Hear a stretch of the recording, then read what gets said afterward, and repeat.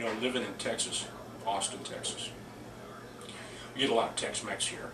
One of the things that you'll get at these Mexican restaurants is something called...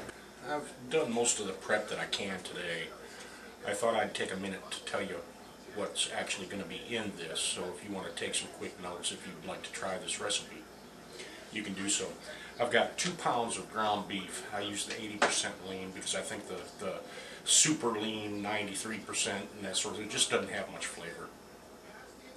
So that's 2 pounds of ground beef, 1 pound of spicy. I'm going to be serving the picadillo over fried potatoes. You can see here these are steaming a little bit because I just boiled them for a couple of minutes here. They're not done because I want to fry them. At the end of the frying process, just when they're almost ready to come out, I'll give them a dusting of Parmigiano Reggiano. I've already got most of the potatoes done. This will be the last batch. Just sprinkled the Parmigiano Reggiano as they're just about done. We'll let these go for another minute or two and pull them. First step, I've got 2 pounds of ground chuck and 1 pound of spicy Mexican sausage called chorizo.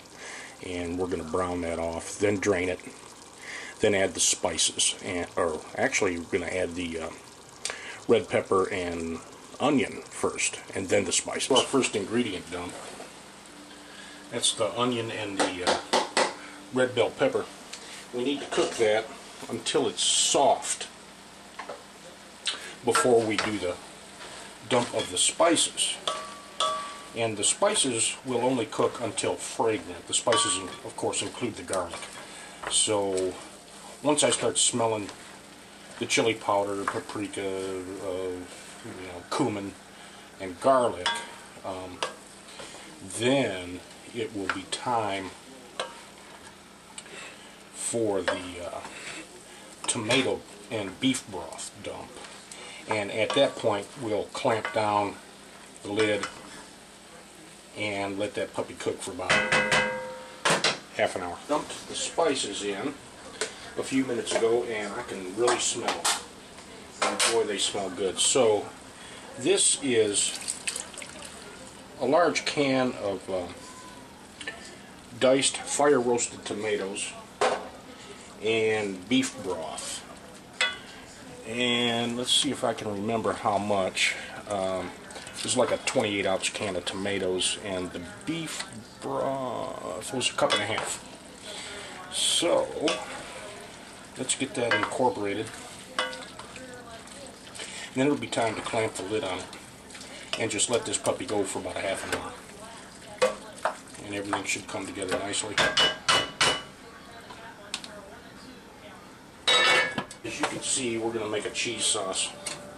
That's going to be for the cauliflower. So I've got a couple of tablespoons of butter and a couple of tablespoons of flour.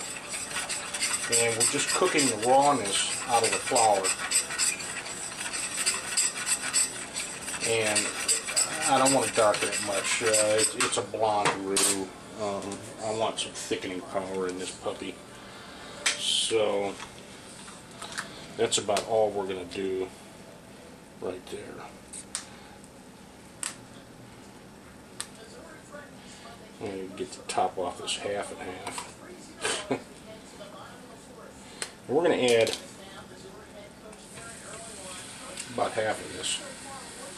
It looks a little more than half. So a little over a cup. This is a 16 ounce container. A cup is 8 ounces. We're going to bring this together. I added a little salt and I added some white pepper. But you know what? This is a little thick. Before I add the cheese, I'm going to thin this out just a little bit. So we're probably going a cup and a third of half and half here. That should be good.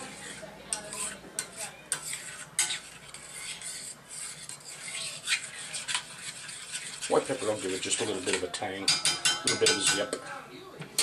I think we can start adding some of the cheese now. Here's our cheese sauce.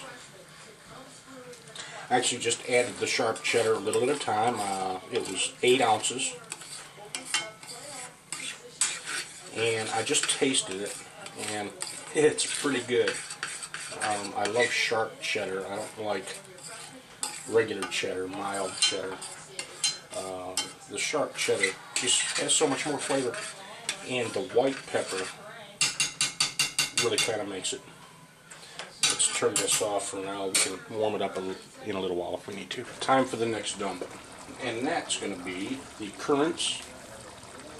And in here as well is a couple of tablespoons of apple cider vinegar. So that goes in. We simmer for another 5 or 10 minutes once we get this incorporated, uncovered. And you know, it's beginning to look to me as though we're going to have to thicken this up a little bit. Time for the final dump. And this is a dump that all I want you to do is just heat it through. And this is a tablespoon of lime juice and about a half cup of shaved almonds, shaved blanched almonds.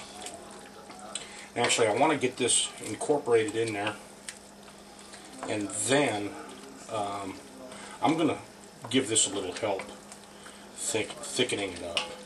I've got a cornstarch slurry ready to go, and I do want to thicken this up a little bit. That's just a little too runny for my tastes.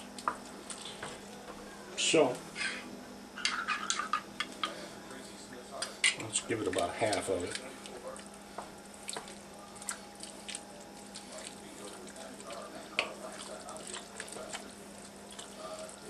Mix it in real good.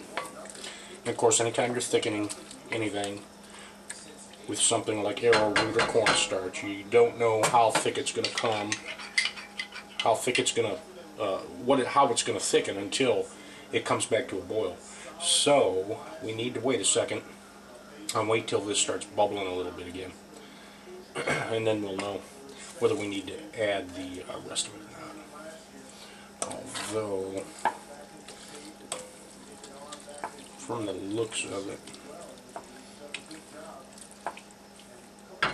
even before it comes back to a boil, I think I do. I think I need the rest of it. So, there it goes. Anyway, there's the picadillo. I've got the potatoes warming in the oven, and that's what this will be served over. There's our cauliflower with the cheese sauce. Looks pretty good. Tastes even better. There's the potatoes and the picadillo. There's the cauliflower in the background. Little paste picante sauce. You know, just in case you don't think it's spicy enough, add a little hot sauce. You see my plate. The picadillo scooped over the potatoes and a little cauliflower with cheese sauce. Looks pretty good. Who's coming to dinner? Thanks for joining me today on Dave's Home Cooking. Hope you enjoyed the recipe. I certainly wish you would try it. It turned out really good. Tasted everything. It's just fabulous. Picadillo. Who knew?